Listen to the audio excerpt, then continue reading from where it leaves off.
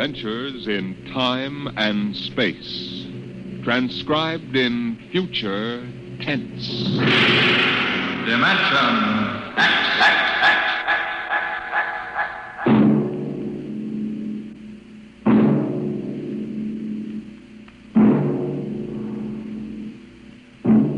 The National Broadcasting Company, in cooperation with Street and Smith, publishers of astounding science fiction, bring you Dimension X.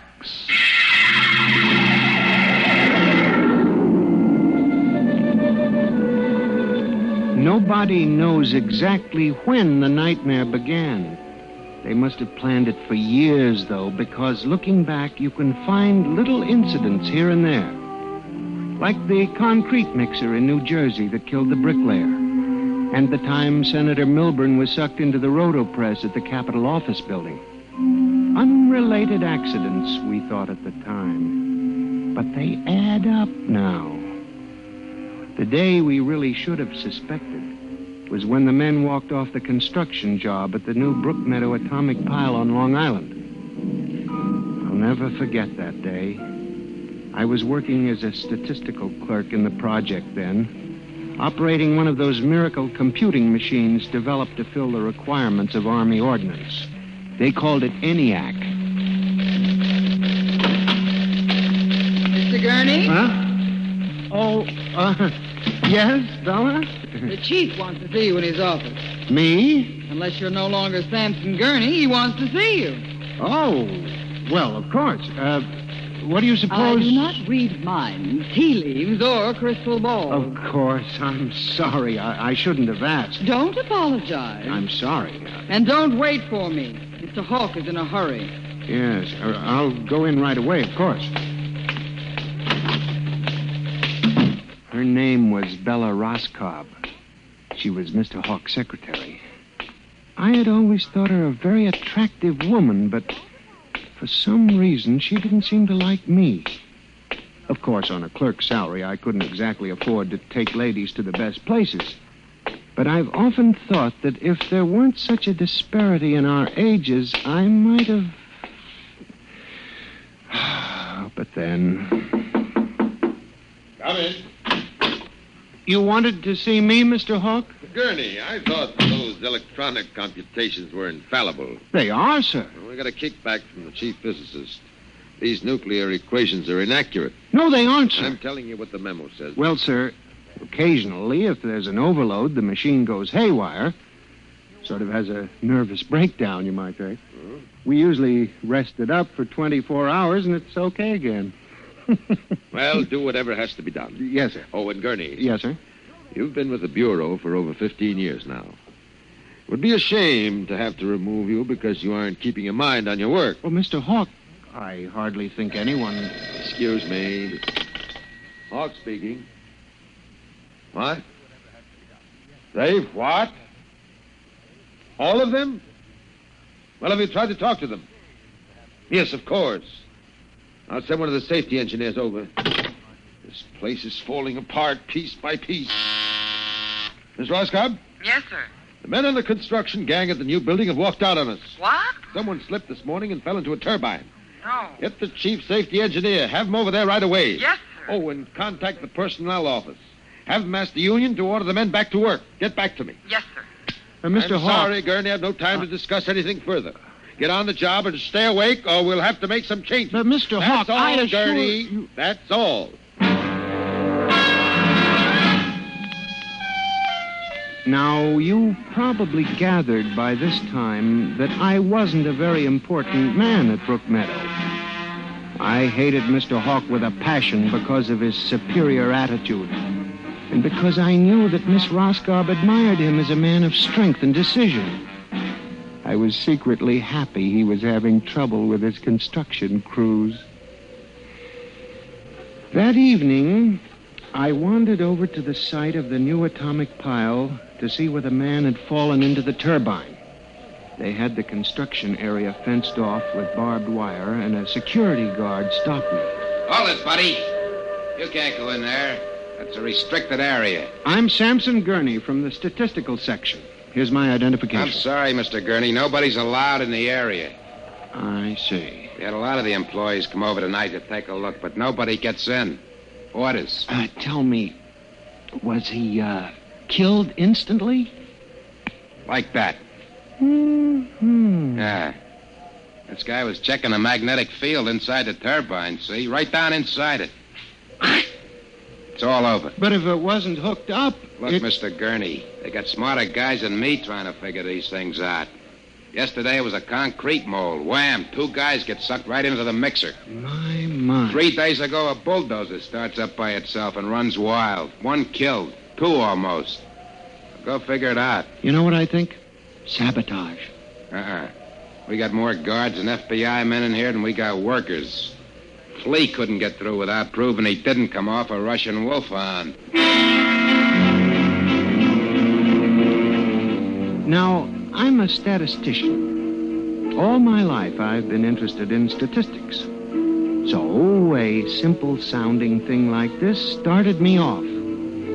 I went back to the office that evening instead of going home, and for the next 2.5 hours, I computed figures on the probability of industrial accidents for the types of machines we were using.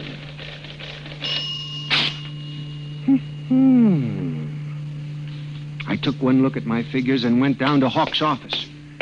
Just as I figured, he was staying late working on a settlement with the construction workers. Yes? Oh, good evening. I saw the light. Well, Mr. Gurney, what are you doing here? Is Mr. Hawk working late? Yes, I am, too. Oh. I wonder if I could see him a moment. We're busy right now. Could you make it tomorrow? It's very urgent. I'll wait, if you don't mind. Suit yourself. Miss Roscoe, I wonder if perhaps you would consider having dinner with me this evening after you're through. I have a date, Mr. Gurney. I was thinking we might go to Raymond's. They have very good spaghetti. Mr. Hawk has already asked me to have dinner with him at the Golden Shish Kebab. Well, of course, that's out of my class. Yes. Yeah. Mr. Hawk, Yes, Mr. Bella? Gurney would like to see you a moment. He says it's very urgent. Urgent? All right, I'll give him a minute. Okay. Thank you, Miss Roscoe. Mr. Hawk, in the past 3 months, industrial accidents all over the country have taken a sharp, unexplained upswing. Why don't you stop playing FBI man and stick to your job, which, incidentally, you haven't been doing too well. You and our computing machines have made mistakes before. Now, this is probably another. I'll have Miss Ross come show... Sir? What's the matter with this blasted buzzer? Miss Roscoe! Miss Roscoe! Yes, sir. Stop this blasted buzzer. Get a repairman, a mechanic, anything, but stop the thing. And you, Gurney, get out. I went back to my office to get my hat and coat, feeling about as unhappy and humiliated as a man can feel. He had thrown me out in front of her. The office was dark and deserted. The whole building seemed oppressive and unnatural.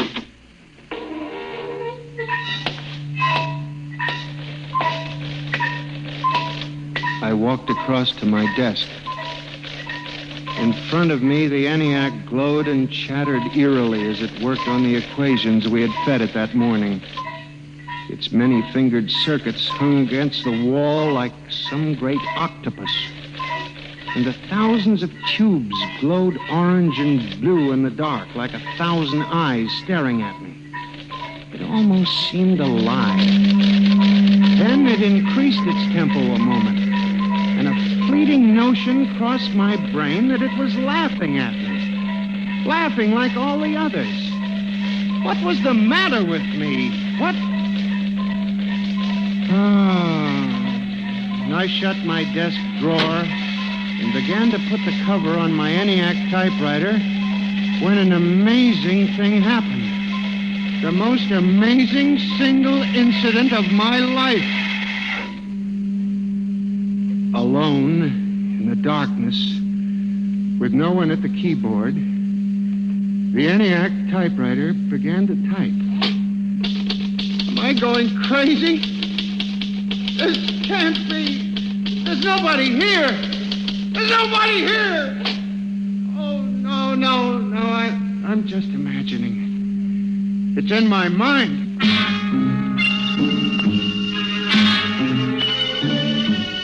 I hadn't imagined it. The paper was there in the carriage. Did I dare read it? Or would the whole thing suddenly vanish and send me shrieking to the nearest psychiatrist? Sampson Gurney. There are some equations better left unsolved. The answer to yours is death. It was not until I turned to go that I was suddenly aware of the utter and complete silence of the room. Then it dawned on me. The ENIAC had stopped working.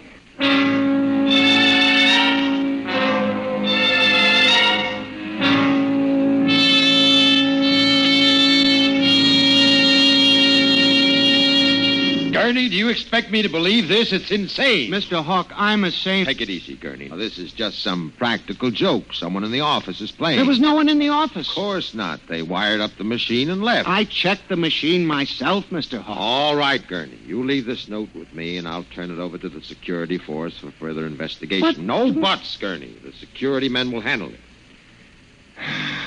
Yes, sir. Now, maybe you've been working too hard lately. You've got to relax more. Now, here, let me light that cigarette for you. I watched him trying to make the lighter work. I don't understand this. I just put fluid in it. There's a brand new flame. It seemed ridiculous. A little piece of mechanism like a cigarette lighter frustrating the big, important executive. Oh, blast this lighter. Ah, here's a match. It was such a small thing. And yet, as I watched him, a thought began to take shape in my mind. Nebulous at first, incredible perhaps, but it grew. You just relax for a few days. Everything will turn out all right. Now, the main thing is not to let little things upset you.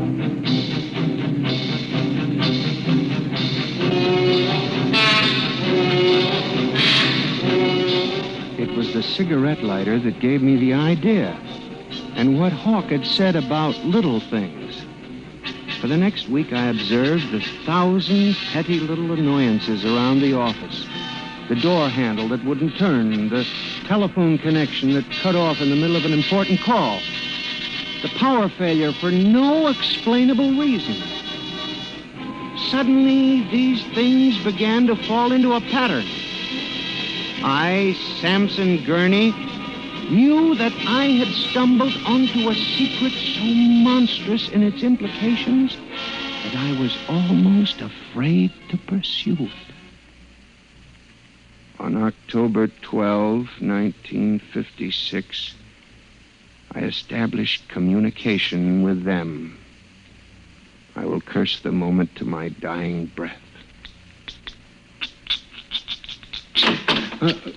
Who's there? Night security guard. Oh, hello, Henry. Oh, hello, Mr. Gurney. What are you doing here so late? I'm just doing a little repair work on my ENIAC computator. Huh. Sure some mess of wires and tubes. Yes, it is. Well, I gotta finish my rounds. Won't forget to turn out the light, will you, Mr. Gurney? No, Henry, no, I won't forget. Night. Good night. When you were a child, did you ever try to imagine that you were all-powerful? I felt like that when I finished hooking the input of the typewriter to the main vacuum tube of the ENIAC. Then I turned on the current that sent 1,000,000 volts of pulsing energy into the electronic nerves of the machine. I am certain that if anybody were watching me in the next moment, he would have thought me a raving maniac. I still wonder if perhaps it is not all a nightmare. Now, you! If what I have guessed at is true, if there's life and intelligence in this room, make a sign! There was nothing. Nothing but the hum of the machine and the dull glowing of the tubes. Then, suddenly, without provocation or explanation, it happened. The ENIAC typewriter began to respond to the impulses from the machine. The letters were Y, E, S. Yes. It had happened. I, Samson Gurney, had communicated with a machine.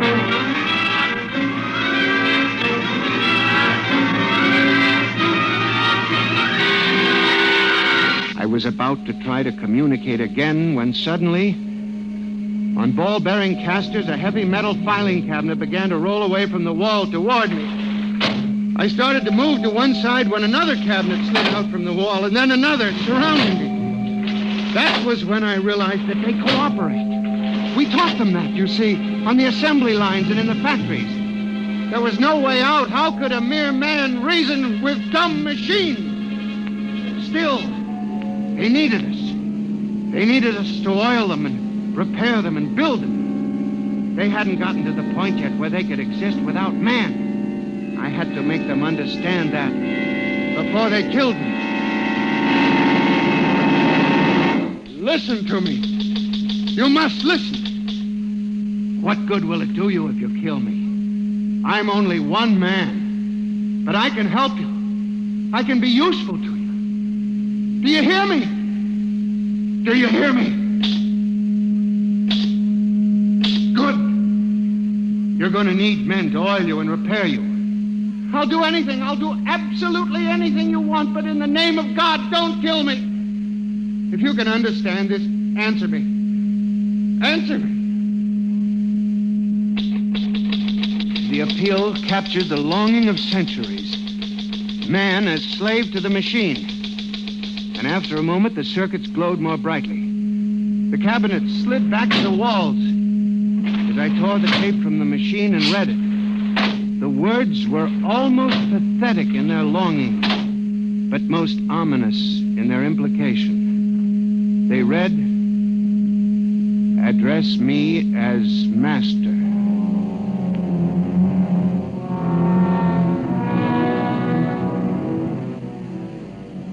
My life for the next 6 months was a nightmare.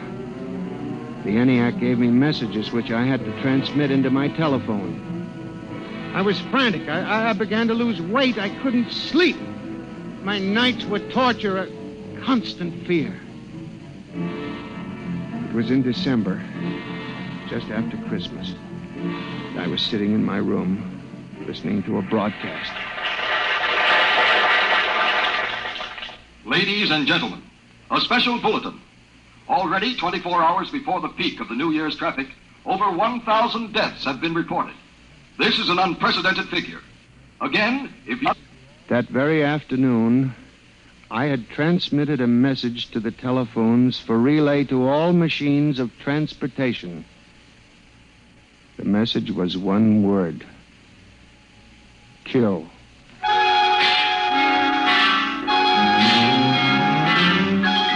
Next morning, I avoided my office. Instead, I went directly to the office of Mr. Hawk. I was highly agitated. My lips trembled as I spoke. Well, Gurney? Mr. Hawk, what I'm going to tell you sounds crazy. I know it does, but I must say it. All right, say it then, for heaven's sake. Mr. Hawk, have you ever heard of resistentialism? Resist what? Resistentialism. You're not making sense, Gurney. Mr. Hawk, I'm trying to tell you. All these accidents, the trouble with the machines, Mr. Hawk, they're alive. They think, they cooperate, and they hate us. Who? The machines. Gurney. You've got to believe me. I've communicated with them. I know. What are you doing? Now, just relax, Gurney. Everything will be all right. What are you doing? Miss Roscoe, send for the plant physician at once. Mr. Gurney has had a nervous collapse. But, Mr. Hawk... Everything will be all right, Gurney. We'll give you a nice, long rest. You fool. You blind, stupid fool! Can't you see what you're doing? Fool, fool, fool!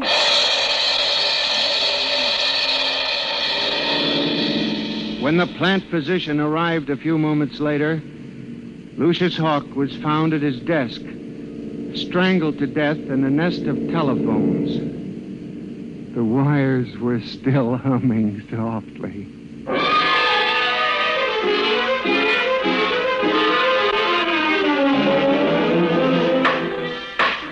Samson Gurney, you stand accused of the crime of murder. How do you plead? I did not kill him. I didn't. So record. Prosecution will proceed with testimony. Now, Miss Roscoe, did the accused quarrel with your employer on the morning of the murder? Oh, yes. He and Mr. Hawk quarreled violently. I could hear Mr. Gurney screaming at him. And Mr. Hawk asked me to send for the plant physician. What were his words? He said, Mr. Gurney has had a nervous collapse. Now, Mr. Simpson, you are a guard at the Brook Meadow Project? Yes, sir. When did you have occasion to meet the accused? Right after those accidents. He was snooping around the construction area.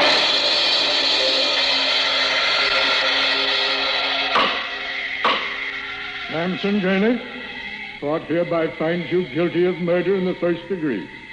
Recommendation that you be examined, committed to the state hospital for the criminally insane at Matawan.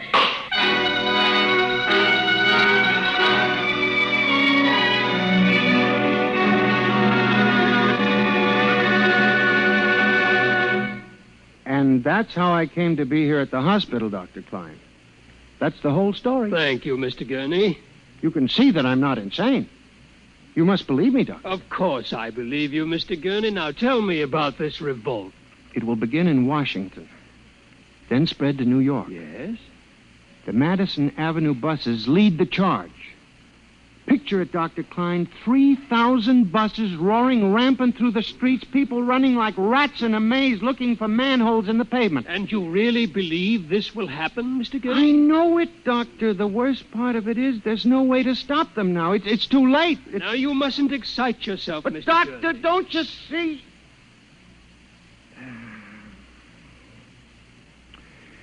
It's fair enough, I suppose. We built them. We taught them to think for themselves. It was bound to come. I guess the female machines will be worst of all in the beauty parlors. They're more high-strung, you know. Well, since there's nothing we can do about it, Mr. Gurney, suppose you go to your room and Maybe if I went to my old Plymouth, I could make a deal before the police cars got me. Yes, Doctor? Would you take Mr. Gurney to his room, guard? He's already been given sedation. Yes, sir. Those concrete mixers may have made a mistake, you know. Just high spirits and all that. But if they got so they liked the flavor... We'll see well, you later, Mr. Gurney. Now, try not to worry too much. All right, guard. This way, sir. Oh, machines revolting. Telephones strangling people. Oh, blasted cigarette lighter. Why won't it work? I just filled it. Flint is good. Oh, well, you can never trust this newfangled machinery.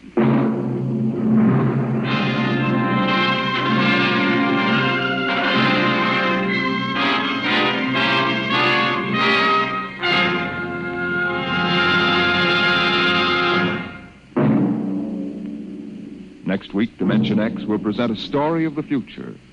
A story of an insignificant pebble in the sky called Earth, and of a man from a distant star who grew to love this unimportant planet.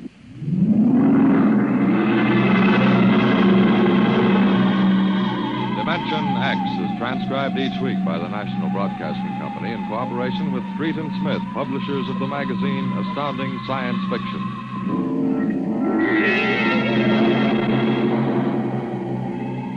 Nightmare was written by George Lefferts and based on a poem, The Revolt of the Machines by Stephen Vincent Benet. Featured players in the cast were John Gibson as Mr. Gurney and Rita Lynn as Bella Roscoe. Norman Rose is your host. Music by Albert Berman. Engineer Bill Chambers. Dimension X is produced by William Welch and directed by Edward King.